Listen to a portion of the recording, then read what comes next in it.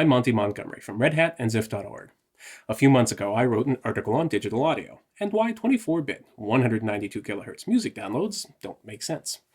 In the article, I mentioned, almost in passing, that a digital waveform is not a stair-step, and you certainly don't get a stair-step when you convert from digital back to analog. Of everything in the entire article, that was the number one thing people wrote about. In fact, more than half the mail I got was questions and comments about basic digital signal behavior. Since there's interest, let's take a little time to play with some simple digital signals.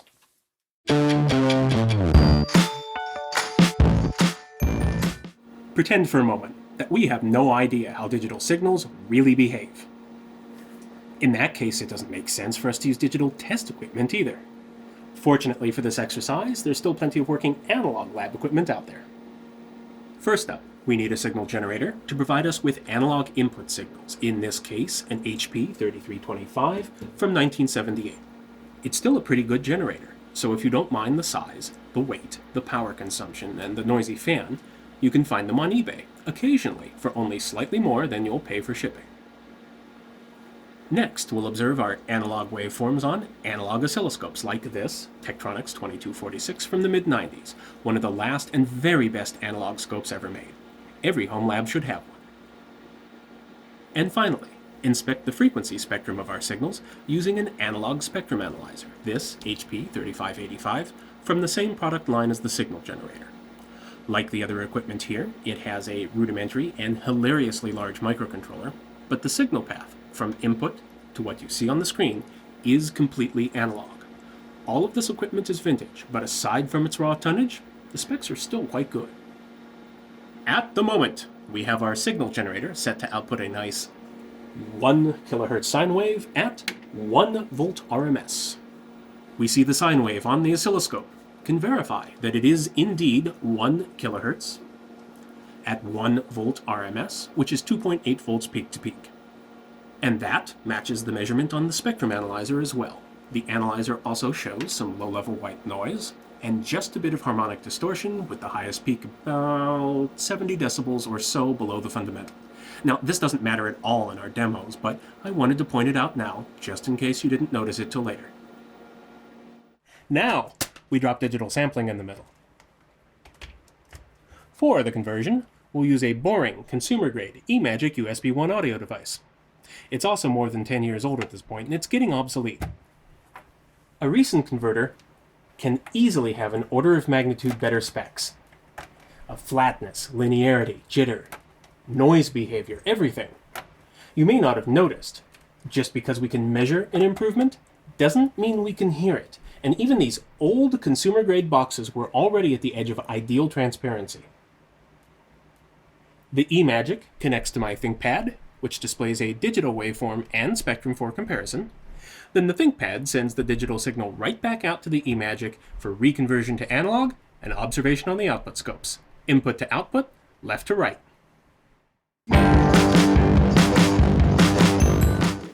Okay, it's go time. We begin by converting an analog signal to digital, and then right back to analog again with no other steps. The signal generator is set to produce a 1 kHz sine wave, just like before. We can see our analog sine wave on our input side oscilloscope. We digitize our signal to 16-bit PCM at 44.1 kHz, same as on a CD. The spectrum of the digitized signal matches what we saw earlier and what we see now on the analog spectrum analyzer, aside from its high impedance input being just a smidge noisier. For now, the waveform display shows our digitized sine wave as a stair-step pattern, one step for each sample. And when we look at the output signal that's been converted from digital back to analog, we see it's exactly like the original sine wave. No stair steps. Okay, 1 kHz is still a fairly low frequency. Maybe the stair steps are just hard to see, or they're being smoothed away. Fair enough. Let's choose a higher frequency, something close to Nyquist, say 15 kHz. Now the sine wave is represented by less than 3 samples per cycle, and the digital waveform looks pretty awful. Well, looks can be deceiving. The analog output is still a perfect sine wave, exactly like the original.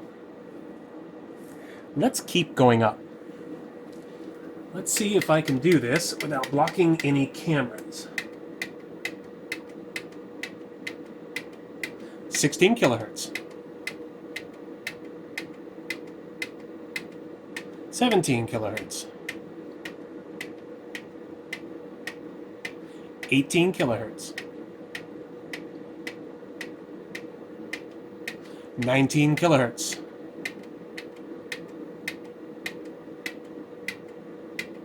20 kilohertz.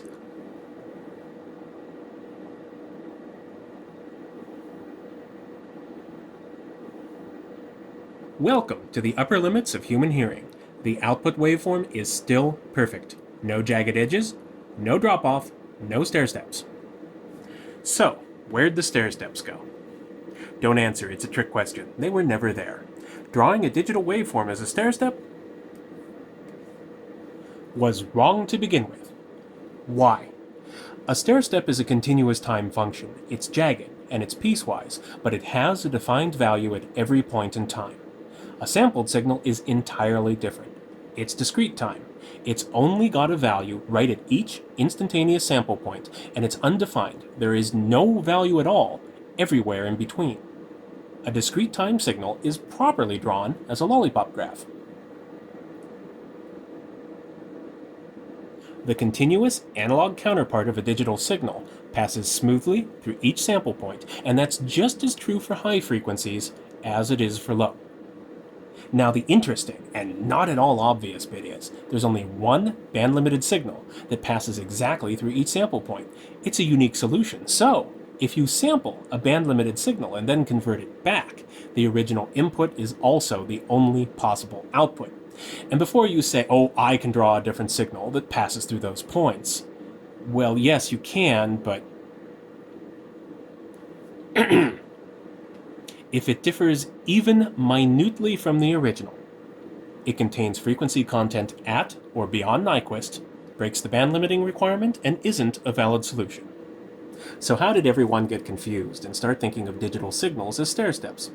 I can think of two good reasons. First, it's easy enough to convert a sampled signal to a true stair step. Just extend each sample value forward until the next sample period. This is called a zero-order hold, and it's an important part of how some digital to analog converters work, especially the simplest ones. So, anyone who looks up digital to analog converter or digital to analog conversion is probably going to see a diagram of a stair-step waveform somewhere. But that's not a finished conversion, and it's not the signal that comes out. Second, and this is probably the more likely reason, engineers who supposedly know better, like me, draw stair steps, even though they're technically wrong. It's sort of like a one-dimensional version of fat bits in an image editor. Pixels aren't squares either. They're samples of a two-dimensional function space, and so they're also, conceptually, infinitely small points. Practically, it's a real pain in the ass to see or manipulate infinitely small anything, so big squares it is. Digital stair-step drawings are exactly the same thing. It's just a convenient drawing. The stair steps aren't really there.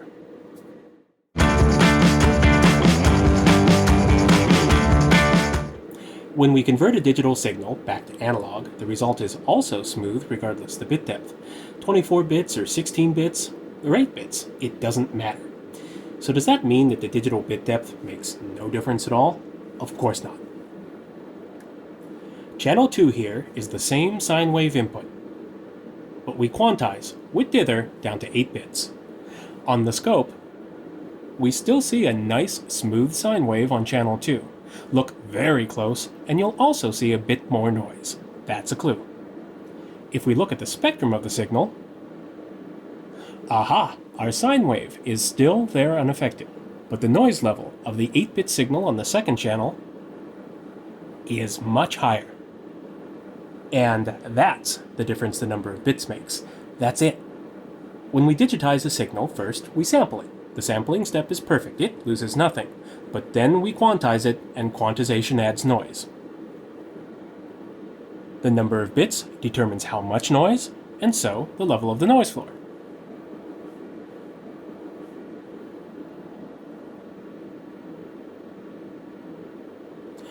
What does this dithered quantization noise sound like? Let's listen to our 8-bit sine wave.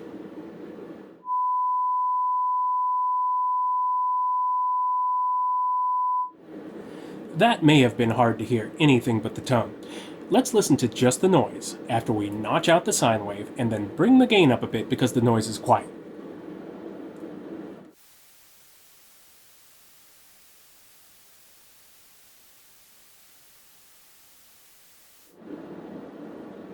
Those of you who have used analog recording equipment may have just thought to yourselves, "My goodness, that sounds like tape hiss." Well, it doesn't just sound like tape hiss, it acts like it too, and if we use a Gaussian dither, then it's mathematically equivalent in every way. It is tape hiss. Intuitively, that means that we can measure tape hiss, and thus the noise floor of magnetic audio tape, in bits instead of decibels, in order to put things in a digital perspective. Compact cassettes, for those of you who are old enough to remember them, could reach as deep as 9 bits in perfect conditions, though 5 to 6 bits was more typical, especially if it was a recording made on a tape deck. That's right, your mixtapes were only about 6 bits deep, if you were lucky. The very best professional open-reel tape used in studios could barely hit. Any guesses? 13 bits with advanced noise reduction, and that's why seeing DDD on a compact disc used to be such a big high-end deal.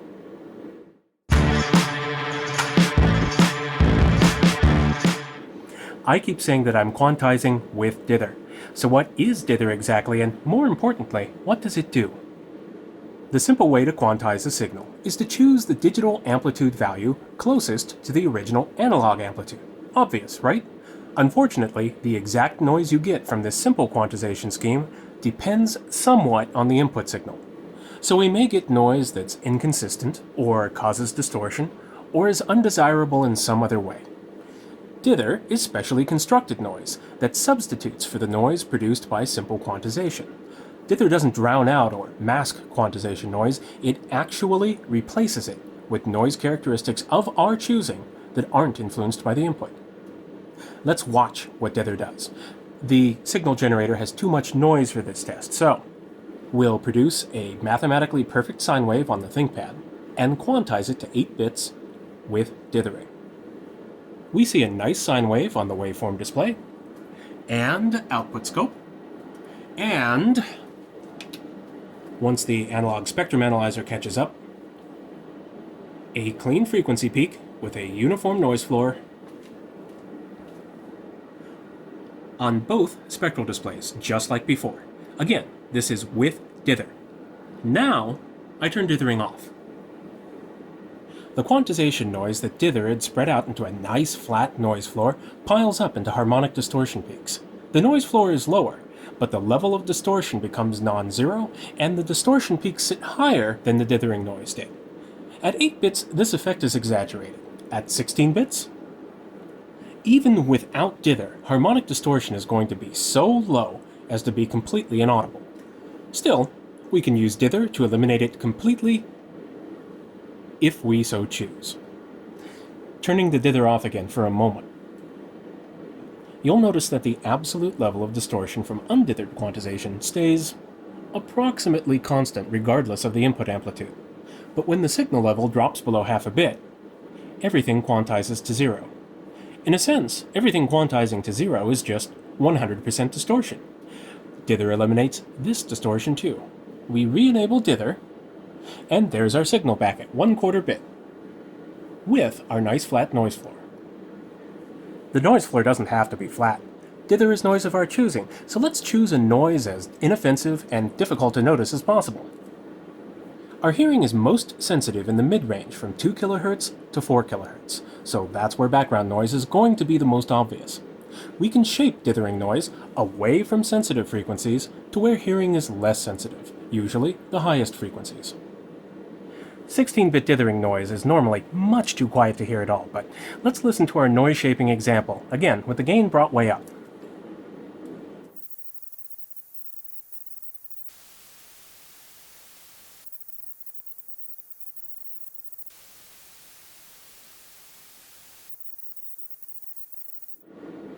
Lastly, dithered quantization noise is higher power overall than undithered quantization noise, even when it sounds quieter, and you can see that on a VU meter during passages of near silence. But dither isn't only an on or off choice. we can reduce the dither's power to balance less noise against a bit of distortion to minimize the overall effect. We'll also modulate the input signal like this to show how a varying input affects the quantization noise. At full dithering power, the noise is uniform, constant, and featureless, just like we expect.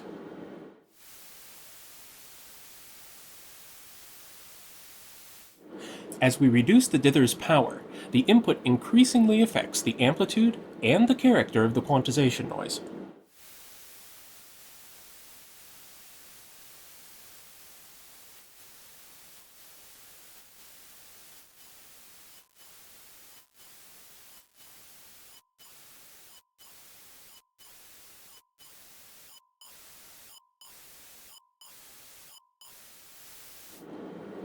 Shaped dither behaves similarly, but noise shaping lends one more nice advantage. To make a long story short, it can use a somewhat lower dither power before the input has as much effect on the output.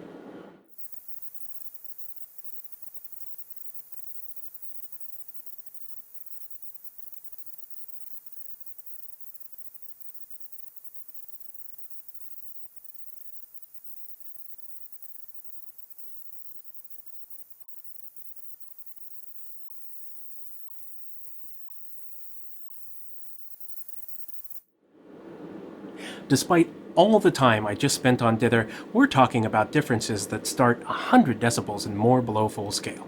Maybe if the CD had been 14 bits as originally designed, dither might be more important. Maybe. At 16 bits, really, it's mostly a wash. You can think of dither as an insurance policy that gives several extra decibels of dynamic range, just in case. The simple fact is, though, no one ever ruined a great recording by not dithering the final master.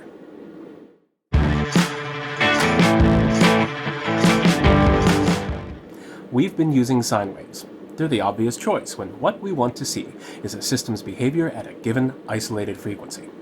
Now let's look at something a bit more complex. What should we expect to happen when I change the input to a square wave? The input scope confirms our 1 kHz square wave. The output scope shows exactly what it should.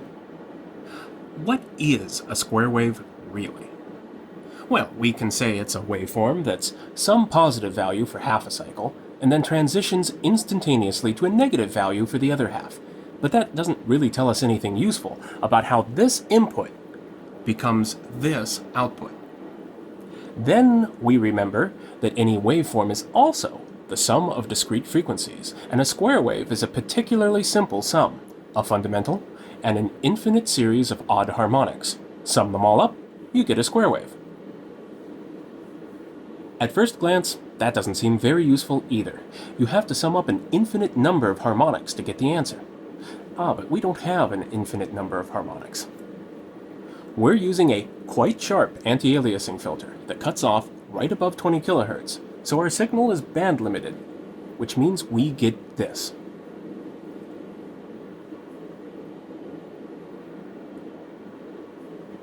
And that's exactly what we see on the output scope. The rippling you see around sharp edges in a band-limited signal is called the Gibbs Effect.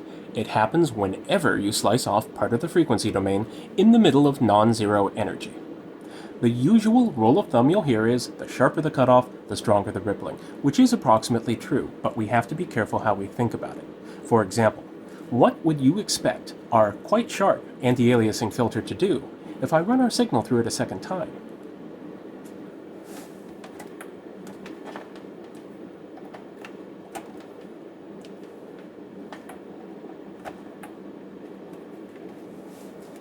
Aside from adding a few fractional cycles of delay, the answer is nothing at all.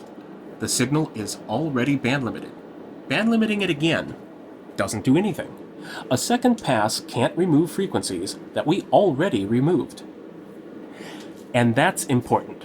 People tend to think of the ripples as a kind of artifact that's added by anti-aliasing and anti-imaging filters, implying that the ripples get worse each time the signal passes through. we can see in this case that didn't happen, so was it really the filter that added the ripples the first time through? No, not really. It's a subtle distinction, but Gibbs effect ripples aren't added by filters, they're just part of what a band-limited signal is. Even if we synthetically construct what looks like a perfect digital square wave, it's still limited to the channel bandwidth. Remember, the stair-step representation is misleading. What we really have here are instantaneous sample points, and only one band-limited signal fits those points. All we did when we drew our apparently perfect square wave was line up the sample points just right so it appeared that there were no ripples if we played connect the dots. But the original band-limited signal, complete with ripples, was still there. And that leads us to one more important point. You've probably heard that the timing precision of a digital signal is limited by its sample rate. Put another way, that digital signals can't represent anything that falls between the samples, implying that impulses or fast attacks have to align exactly with a sample, or the timing gets mangled, or they just disappear. At this point, we can easily see why that's wrong. Again, our input signals are band-limited. And digital signals are samples, not stair-steps, not connect the dots. We most certainly can, for example, put the rising edge of our band-limited square wave anywhere we want between samples. It's represented perfectly, and it's reconstructed perfectly.